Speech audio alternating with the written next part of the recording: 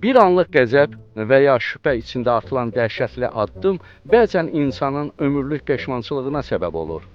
Ya da elə bugünkü anti-qəhrəmanımız kimi ömürlük məhkum həyatı yaşayır. Elədiyi səhvlərə görə sonradan insan özünə nə qədər bəraət qazandırmaq istəsə də, artıq nəyisə dəyişmək mümkün olmur. Gördüyünüz bu məhkum öz həyat yoldaşını və oğlunu qətlə yetirməkdə günahlandırılaraq ömürlük həbs olunub. Lazimat Vəliyev çox rabitəsiz və yarımçıq fikirlərlə danışar. Bu ya onun törətdiyi cinayətin ağırlığından, ya da özünə bəraət qazandırmaq istəyindən irəli gəlir. Bir insanı bu qədər qəddar addım atmağa nə vadar eləyə bilərdi? Həqiqəti anlamaq üçün söhbətə əvvəlcə anti-qəhrəmanımızla tanışlıqdan başlayaq. Lənkəran rayonunda, Göyşivan kəndində yaşamışam. Suroqda olmuşam əvvəli. 11 il cəza çəkib çıxmışam. 91 dekabrın 13-də çıxmışam. Ondan sonra inşaatda, yasamaqda Suroqun bir il qala daş karxanasında işləyirdim kariyerdə. Suroqda orada. Orada öz işlədiyimin zəhmətinə oradan ev aldım. İnşaatçılar metrosunun yanında Yasamalda 149 nömrə həyət evi.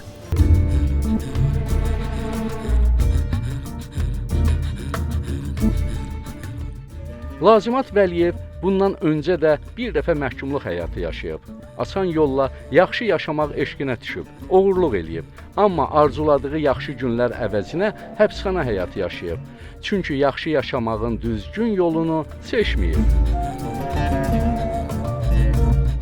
Əsgərdən qayıdandan sonra yadda işləyirdim, tikinti yadında, müəssisəsində. Ayda 120 maaş alırdım, 3-cü rəziyə fərli işləyirdim. Anlamda çətin idi vəziyyət dolanmaq. Başladım belə bir yada, uşaqlar dedilər ki, bununla belə haçacan gedəcəksən. Ev lazımdır, eşik lazımdır, yaşayış lazımdır, belə bir iş var. Gəl bizə, biz də yad eləyək, bu işi yad eləyək. Mən də onlardan başladım həmin işi görməyə. Konteyner, oğurluq, konteyner açdıq. Konteyneri açdıq, dükanlara paylamağa başladıq. Hər şey normal gedirdi, kimsə bizi yad eləmişdi bunun üstündə. İlişdik.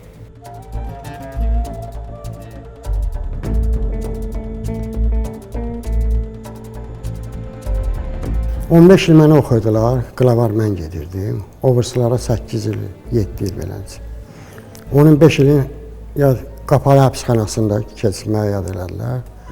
Şəhər hörməsində 81-ci ildə. 3 il orada oturdum, ondan sonra 11-ci zona gəldilər məni. 87-ci ildə Qarbaçı kommunist verdi. Statiyadan asılı olmayaraq 6 il nə qədər idi, 3/1-in oturanın qalan sürüqündən yerdə qalan yarısını çıxırdı. Mən də deməli, məndən çıxdılar 4 il, 5 ay, 25 gün. Əslində həyat Lazimata bir dəfə şans vermişdi. Yenidən normal həyat tərzi sürmək, ailəsinə sahib çıxmaq üçün. Amma içini gəmirən şübhə hissi onu növbəti dəfə səhv addım atmağa vadar eləyir. Bu dəfəki yanlışı isə sözün əsl mənasında böyük faciə ilə nəticələnir. Elə bir faciə ki, onun günahı Lazimatın vicdanını həmişə ağrıdacaq. Lazimat deyir ki, ailə qurduğu xanımla çox yaxşı yola gedirmiş. Hətta həbsxanadan çıxdıqdan sonra münasibətləri daha da yaxşı olub.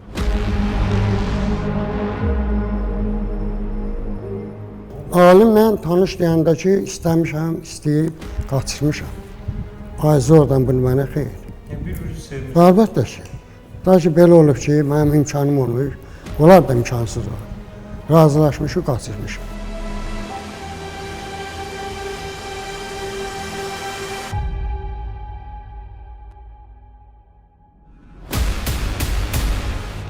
Deməli, 23 yaşında evlənmişdim mən, ailə qurmuşdum. 26 yaşa keçəndə tutuldum. Bir uşağım vardı, istəmən bağışladım, ikinci uşaq 3 aydan sonra anadan oldu. DPMK-yə nə qədər yalvardım ki, heç olmasa üzüm görmədiyin körpəni görüşdürməyə icazə verir. Buraxmırdılar, orada ancaq yaddan danışırdıq. Telefonla da plasmas vardı, ara kəsmə. Heç bir şey olmazdı, icazə olmazdı. Belə bir vaxtdan sonra dedim, darıqlım inşallah buradan çıxaram, gəlib rahat, zonda görüş verirlər üçün, orada görüşərik. Elə də oldu, ondan sonra çıxdım ya da yarısırıqla.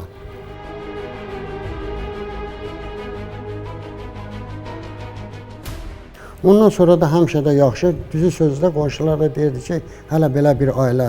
Daha ki, palazın bir ucundan o yapışanda, birindən mən yapışırdım ki, deyirdim, neçə vaxtı ki, uşaqlarımı üzr istəyirəm, böyətmirsən, indi qalan əziyyəti mən çəkim ki, heç olmasa.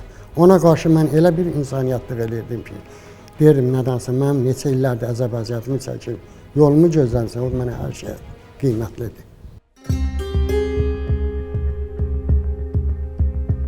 Əvvəldə də qeyd elədiyim kimi, Lazimatın rabitəsiz və qarışıq fikirlərlə danışması ortaya çox suallar çıxarır. O, icazə verməsə də, həyat yoldaşı ondan icazəsiz kiçik bir mağazada işləyirmiş. Buna görə aralarında mübahisə də yaranırmış. O, iddia eləyir ki, həyat yoldaşı bəzən evdə gecələmirmiş. Buna görə Lazimat boşanmaq üçün ərizə də yazılmış. Söhbətdən aydın olurdu ki, hadisələrin gedişatı faciəli bir cinayətin baş verməsinə gətirib çıxarmalı idi. Beləcə, həyat yoldaşının güya ona xəyanət eləməsi Lazimatı qəzəbləndirir. Onun iddiasına görə güya anasının elədiklərindən oğlunun da xəbəri varmış. Qəzəbli və özünü haqlı sayan Lazimat arvadının işlədiyi mağazaya od vurub yandırmağı lazım bilib. Amma içəridə kiminsə olmasını yoxlamağı Lazimat lazım bilməyib. Ondan sonra o oldu ki, bu dedi ki, mən işləmək istəyirəm. Deyirəm, sən nəyin çatmı? Belə də bu günəmi aylıq 10 dənə məmmət verir o vaxtı. 93-cü, 94-cü ildən söhbət edirəmsə. 10 məmmət. Onda bu pullar yox idi. 10 məmmət 10 min sayılırdı. Bir-iki dəfə onun söhbəti də burada saxladım ki, dükan sahibi ilə çağırdı elədim ki, dedim, mən belədir vəziyyət. Dedi, nədənsə, belə borcu var. Dedim, nə qədər? Dedi, filan qədər. Özü də bunu da sudda da təsdiq elədi. Çıxartdım, verdim. Dedim, bunu bir də burada görməyim. Mən bunu burada görsəm, sənin dükanını yandıracağım. Bunu mən xəbərdarlıq edirəm.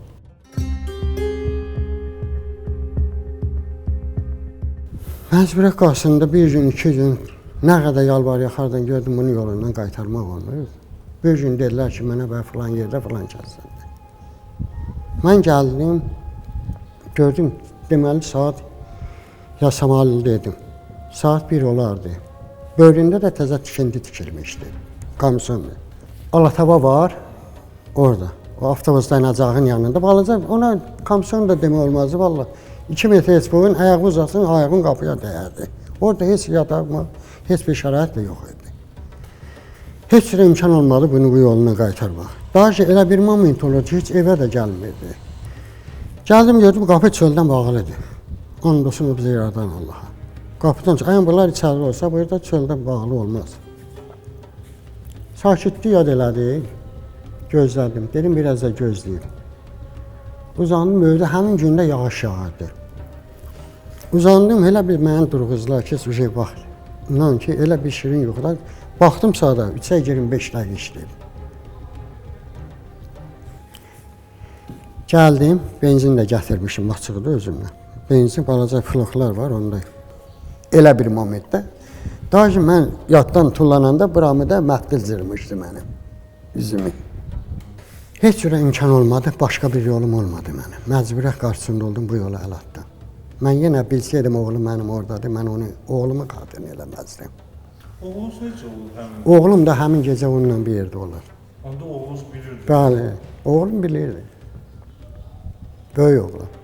Böyük oğlum onunla bir yerdə yaşayır. Bu onu ona görə aparırdı ki, yanında ki, işte bu yad olanda, söz-söhbət olanda desin ki, oğlum buradaydı. Sonra gəldim, qardaşımla danışdım, Bakıda idi. Dedim, belənçi eləmişəm. Dedi, bədvaxt təzə çıxmışdı, niyə özü belə bədvaxt elədin? Mən getdim Orsiyyətə. Pulum, hər bir şəraitim var idi. Getdim Orsiyyətə. Bir ay işləyəndən sonra dedim ki, mən qalmaq istəmirəm də gedirəm. Amma bir neçə günə qayıdacağam. Mən bilmirdim, həqiqədə orada nəysə olub. Gəldim, maraqlandım, qardaşımla telefonlaşdım. Dedi, bədvaxt, gəliblər mənim evimi, hali qəzə belə arvad ölməyib, oğlum tüstüdən boğulub.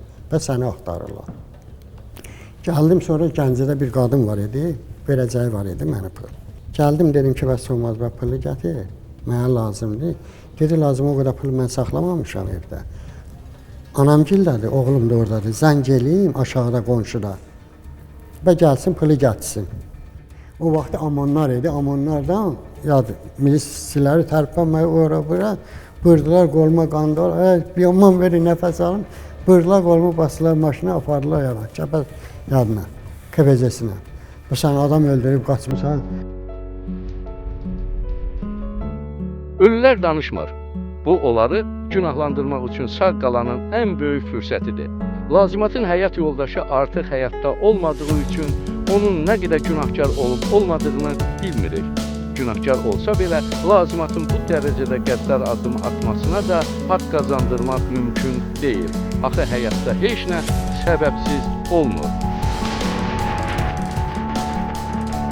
94-cü ilin dekabrın 18-də apardılar məni Qoşsuda şəhər məhkəməsinə. Apardılar 2-ci mərtəbədə. İçinə baxıldı. Prokuror güllə oxumuşdu. Uşaqlarla görüşdüm ki, mən güllə qorxusuna var, gedək də. Apardılar 2-ci mərtəbəyə. Qorxu elə bir ki, var aralarında havansa çıxdı bilirdi. Bir də katibası danışdı, 2 dənə milisi, qıracanda milisi verir, qalıb böyründə. Nə deyir, elə bir qulağım zingildir də, heç bir şey eşitmirəm. Bir də dürə, bəhbək, müştərimizi verib, və səniz düşün, təzdən Persuda qayıtdı. Təzdən işə baxılacaq. Deməli, 18 dekabr 94-cü il girmiş içində mənim işim təzdən Persuda. Necə olar adam? O gün gəldi, kamera bir xeylə keçdi, üstünə. Ərzə yazdım, deməli, 94-dən güllə oxumuşdu. 96-cı ilin yanvarında ərzə yazdım. Məhkəməyə ki, və mənim işimə falan vaxtından baxılıb, heç bir yoxdur. Xahiş edirlər, mənə yazıldı. Sonra 2 gündən sonra apardılar məni məhkəməyə. 1 fevral 96-cı il getdim, orada necə var edən ki, sürüyə başladı yazılır. Sorqları yenə təzdən 20 yoxladı, getdilər ya da müzakirə edirlər orada. Onun sonra gəldi güllələnmə. Güllələnmə hökmü verildi. 96 fevralın verildi.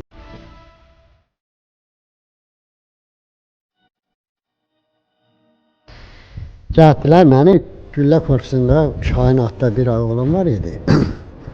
Dedi, bu paltarları görürsən də, bu ki, gəlmişim 5-ci korpusun qapısının ağzında. Dedi, mən niyə görmürəm ki? Dedi, bilirsən də, bunlar ölənlərin paltarlarıdır da. Bir vaxt olacaq, sənin də paltarların bura yığılacaq. Dedim, onu nə sən bilərsən, nə də mən. Onun biri Allahdan başqa heç. Dedi, bura gələn geriyə yol yoxdur.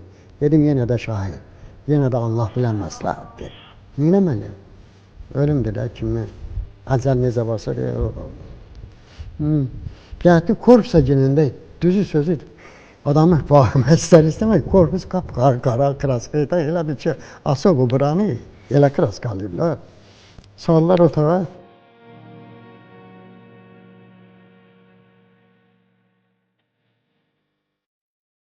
...98-ci ilin fevralın 10-da Heydər Əliyevonda gülləni götürən.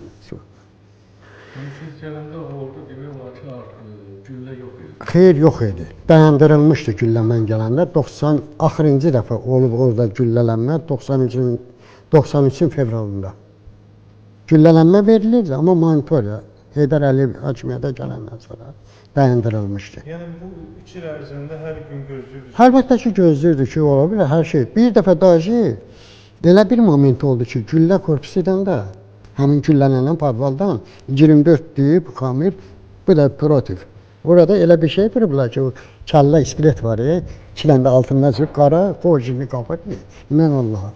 Bir dəfə gördük, səsküy düşüb orada. Bu qalində rezinlər idi. Onu da gətirib bizim kamillərin qabağına atmışlar ki, pişiklər də iyi var axı onun tərkibində. İm yoldaşıdır.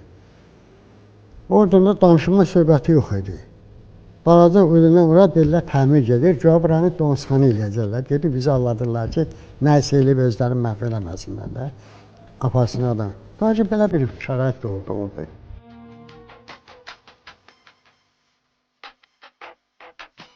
Mən Elə bir şəraitdəyim ki, nə deyirəm, mən ancaq o tövsiyəmi bilərəm ki, heç kimə arzu eləmərəm ki, belə bir yerə, yəni mən ancaq nifrətdən başqa bu yerdə mən heç bir şey. Mən ancaq azadlığı hər şeyə qurban verirəm. Başqa nə deyə bilərəm?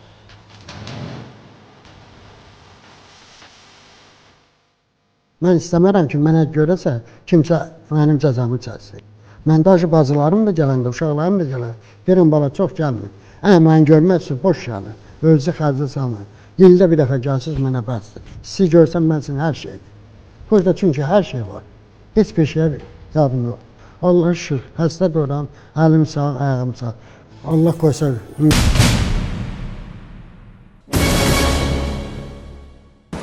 Mübariz Əsgərovun telelayihəsi.